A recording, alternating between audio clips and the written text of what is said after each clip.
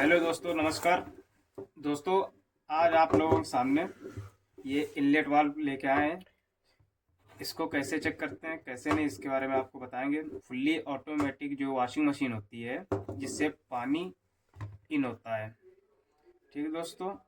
ये उसी में लगता है, देख सकते हो। एसी 220 वोल्ट से 240 वोल्ट तक सप्लाई से चलता है। ये एसी है हमारा, ठीक है दोस्तों। चेक करते हैं और आपको दिखाते हैं। ये हमारे पास डिजिटल क्लैम्प मीटर है। इसके द्वारा हम आपको इनलेट वाल्व चेक करना बताएंगे। जो नीचे वाला है, ये जिसमें 20K लिखा हुआ है, इस पे सिलेक्ट कर लेंगे और इसको चेक करेंगे, ठीक है दोस्तों देख रहे हो, इसका रेजिस्टेंस जो हमारा आता है वो शो कर रहा है इस पे डिजिटल मीटर पे। आप लोग देख सकते हो। इस प्रकार से हम लोग चेक कर सकते हैं।